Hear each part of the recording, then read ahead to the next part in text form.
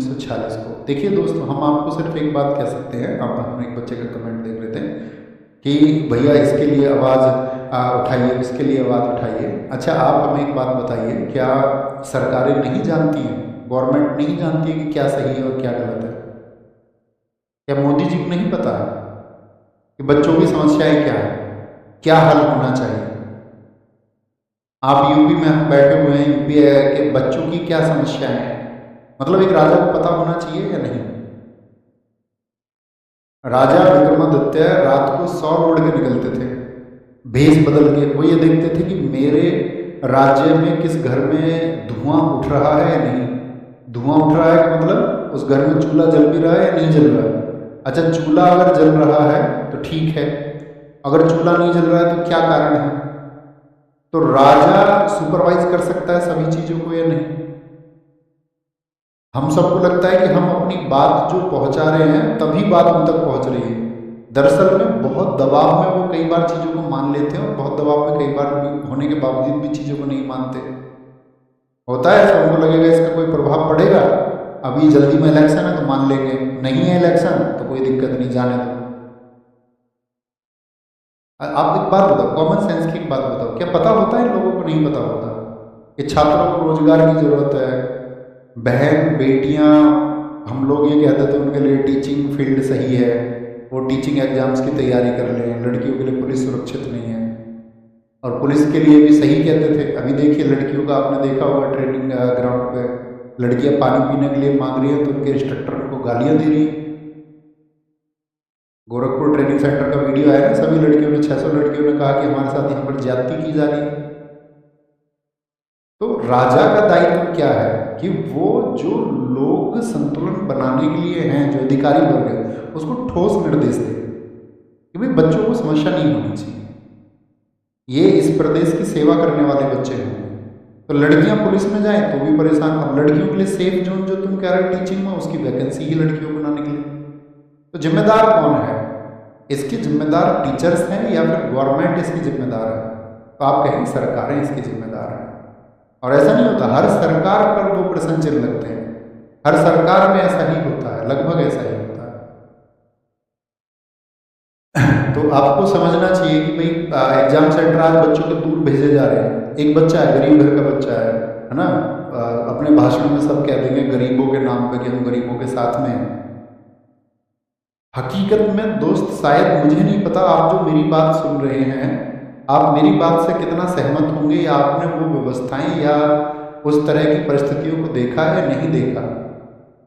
आज हमारा जो ये नॉर्थ इंडिया का, हम पूरे इंडिया की बात करते हैं, स्पेशली यूपी, बिहार, झारखंड, छत्तीसगढ़ और नॉर्दर्न स्टेट राजस्थान से लेकर बहुत सारे स्टेट्स में ऐसे बच्चे सही मायने में पढ़ाई कर रहे हैं जिनके घर में सुबह जो व्यक्ति काम पर निकला है, अगर वो शाम को पैसे लेके नहीं आएगा तो उन लोगों के घर पे खाना नहीं बनेगा। ये वास्तविक हकीकत है और ये सत्य है एकदम। बहुत बड़ा वर्ग है, ऐसा नहीं कैसे 1-2 लोग, बहुत बड़ा वर्ग है जिनके पास सुविधाएं हैं थोड़ी बहुत, ठीक है, फादर साहब की गवर्नमेंट जॉब है या खेती है एक ठीक सी, ऐसे बहुत कम लोग हैं। लोगों को जूझना पड़ रहा है, ऐसे में उनका एग्जाम सेंटर गवर्नमेंट भेज देती है कि ठीक है तुम 1000 किलोमीटर जाओ। उस बच्चे के पास जरूरी नहीं है टिकट्स के पैसे हों, वो टीचर्स के कोर्सेज भी खरीद रहा है, वो यूट्यूब के लिए नेट का रिचार्ज भी उसको करवाना है, ठीक है, उसको बुक्स भी खरीदनी है, भाई कैरियर बनाने के लिए जरूरी है। अब उसको एटलीस्ट जो राहत दी जा सकती है, भाई मैं सोच रहा हूँ ना कि मैं यार यूट्यूब पे पढ़ा देता हूँ, ठीक है, एक वर्ग को राहत मिल जाएगी, कोई तो एक वर्ग होगा जिस तक मेरा वो रिवॉल्यूशन पहुंचेगा, मैं जो पढ़ा रहा हूँ उससे राहत प्राप्त करने वाला कोई तो वर्ग होगा, नहीं तो उसको पेड में भी पढ़ाया जा सकता था।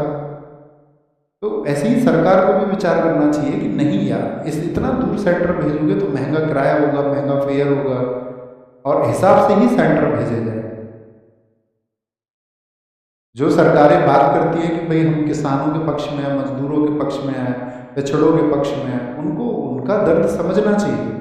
उनका दर्द समझ के उनको समझना चाहिए कि बच्चे जो है, एक यूपी पुलिस ट्रेनिंग में एक साथी तीसरी मंजिल से कूद गया, तो वहाँ जो आरोप लगाए गए हैं उनके ऊपर आरोप ये लगाए गए हैं कि वहाँ पर जो आपका शीर्षस्थ अधिकारी है उन्होंने अच्छे से कॉपरेट नहीं किया और उस बच्चे ने तीसरी मंजिल से छलांग लगा दी। ये कहा गया है वहाँ के जो स्टूडेंट्स हैं, जो खबरें प्रसारित हुई। लेकिन उसके कुछ देर बाद ही आपका गोरखपुर में जो गर्ल्स का ये इंसिडेंट था, ये वायरल होता है, ये घटना होती है। तो आपने एक चीज़ देखी, जो फिरोजाबाद वाली चीज़ है उसको थोड़ा दबा दिया गया, सब जगह शेयर, ज़्यादातर वो लड़कियों वाली वीडियो हुई। जो लड़का अपनी जान दे चुका है ऊपर कूद करके, जो मर गया, उसकी खबर आपने देखी क्या? वो प्रसारित हो रही है उतनी बड़े स्तर पे? आप कहीं नहीं भी। तो बहुत सारी चीज़ों में हम क्या कह सकते हैं, मतलब सुधार की आवश्यकता है, इतना कह सकते हैं और उम्मीद कर सकते हैं कि सरकारें ध्यान दें सब एक चीज़ों पर। ऐसा नहीं है, हम ये भी नहीं कह सकते कि भाई किसी एक सरकार पर हम प्रश्न चिन्ह लगा दें। सभी सरकारों में अक्सर अमूमन ऐसा ही होता है ना? तो सभी सरकारों को भी ध्यान देना चाहिए, यार कुछ गड़बड़ी ना हो, गड़बड़ नहीं होनी चाहिए। बहुत सपने होते हैं यंग एज में, जब हम जवान होते हैं तो हम हर रोज घुट रहे होते हैं, हर रोज। जब तक आप कामयाब नहीं है तब तक आप हर रोज घुटोगे। हम भी घुटे हैं। जिनकी आर्थिक स्थितियां बहुत अच्छी नहीं है वो ज़्यादा घुटते हैं हर रोज, और फिर उनको कोई सफलता मिलती है तो वो टिकनी चाहिए यार, वो उनको महसूस होनी चाहिए सफलता कि हाँ हमने उसको प्राप्त किया, उसके सहारे वो ईज पर चले, आसानी पर। ऐसा नहीं कि उनकी ज़िंदगी को मैं निजी वार्तालाप होते हैं बहुत सारे स्टूडेंट से, कह रहा भैया खाने को नहीं मिल रहा है, बड़ा शौक था इस नौकरी को करने का, आर्म्ड फोर्सेस में है, कह रहा लगातार काम कराया जा रहा है भैया, काम कराया जा रहा है, ना खाने देते ना पढ़ने देते, जो हमारे अधिकारी उनको गाली और देते हैं, बोलते हैं साले इस चीज़ के लिए भर्ती हुए थे, तो खाने के लिए पढ़ने के लिए भर्ती हुए थे, जब बस की नहीं था तो क्यों आए थे? बोलो भैया बहुत गालियाँ देते हैं, बहुत गंदी गंदी गालियाँ देते हैं। तो वो सैनिक इसलिए नहीं बना है कि उसके पास बहुत सारे संसाधन थे, उसके पास अभाव था चीज़ों का, इसीलिए वो सैनिक बना है।